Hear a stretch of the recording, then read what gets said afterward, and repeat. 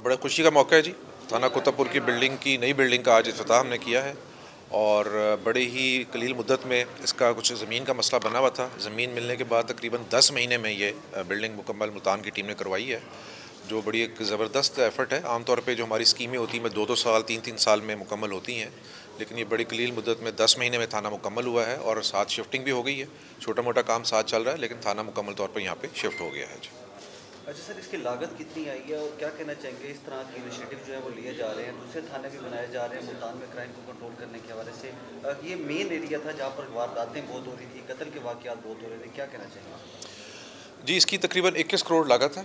इसका जो initial design था वो इसमें कसीर मंजिला था, 3-4 मंजिला था, लेकिन इसको आरपीओ साहब ने और सीपीओ साहब ने मिलकर इसको इम्प्रोवाइज़ किया है। जितनी हमारी रिक्वायरमेंट थी उसके मुताबिक करके इसकी लागत भी इसी वजह से कम हुई है और ये थाना तैयार हुआ है। और ये बहुत बड़ा एक ऐसा इक़दाम है। मौजूदा आईजी साहब ने पुलिस के इंफ्रास्ट्रक्चर पे बहुत ज़्यादा तवज्जो दी है। आपने देखा है कि हमारे जो क्राइम कंट्रोल के हवाले से थाना एक बेसिक यूनिट है हमारा, और जो नॉन क्रिमिनल एक्टिविटीज़ हैं उसके हवाले से जो आईजी साहब ने खिदमत मराकज़ के ऊपर तवज्जो दी है, उस पर काम हुआ है। उनकी सारी टीम ने, आरपीओज़ ने, डीपीओज़ ने, सीपीओज़ ने पूरे पंजाब में इसका दायरा कार बढ़ाया है। तहसील लेवल तक, थाना लेवल तक उसको लेके गए हैं।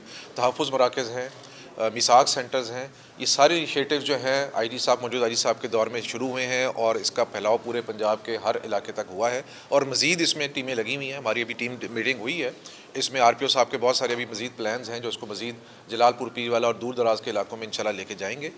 बहरहाल क्राइम के हवाले से भी तवज्जो पूरी है, टेक्नोलॉजी का इस्तेमाल हो रहा है। सेफ़ सिटी मुल्तान के ऊपर बड़ी तेज़ी से काम हो रहा है। साउथ के बाकी अजला में भी सेफ़ सिटीज़ मौजूदा हुकूमत उसमें फ़ंडिंग की है और उस पर तवज्जो है। आईजी साहब का और सीएम का वो प्रायोरिटी एरिया है, उस पर हम काम कर रहे हैं। इंशाल्लाह with in a month hopefully CM साहब आएंगी और उसका सेफ सिटी मुल्तान का इफ्तिताह करेंगे। सर, पिछले कई सालों में मुल्तान की आबादी काफ़ी ज़्यादा बढ़ी है, तो आपको लगता है कि अपने थानों की मज़ीद भी ज़रूरत है? और नफरी का भी बता दें सर कि थाने बढ़ाना और नफरी भी मज़ीद चाहिए होगी मुल्तान में, क्योंकि आबादी मज़ीद बढ़ती जा रही है। जी बिल्कुल, उसके हवाले से आपकी सिर्फ आबादी बढ़ी ही नहीं है, उसको फैलाव भी शहर का बहुत ज़्यादा हो गया। कई ऐसे इलाके हैं जो कुछ थाने ऐसे हैं जिनकी जुरिसडिक्शन इतनी बड़ी हो गई है कि उसको अब वो एक थाने से मैनेज करना मुश्किल है।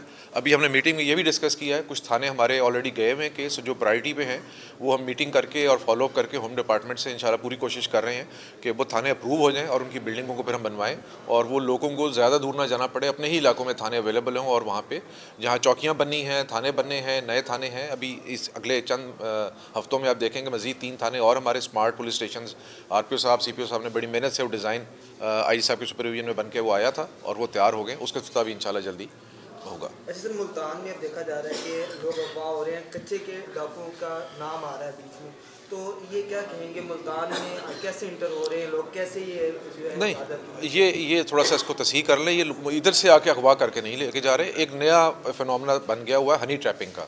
लोग लालच में आके, बुनियादी वजह उसकी लालच की है, लालच में आके या ख़वातीन के चक्कर में पड़ के, शादी के चक्कर में या मिलने के चक्कर में उस इलाके में चले जाते हैं।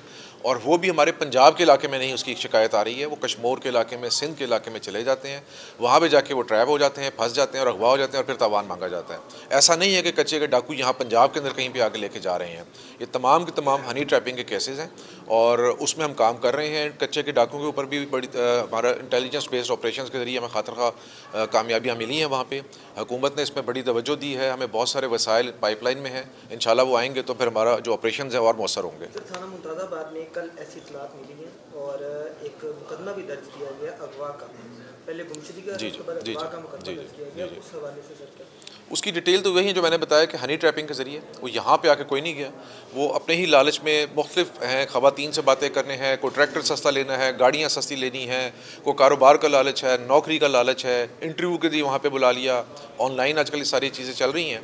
मैं आपके ज़रिए मैसेज भी देना चाहूँगा आवाम को कि इस किस्म के जो मैसेज हैं उनको पहले वेरीफाई करके और फिर उस पर जाएँ। ऐसे ना अंधाधुंध उठें और चले जाएँ। जो ये लालच का अंसर है इसको कंट्रोल करें और देखेंगे वो चीज़ें अगर यहाँ पे आपके इलाकों में मिल रही हैं तो यहीं से कोशिश करें उसकी खरीदो फरोख्त करने की।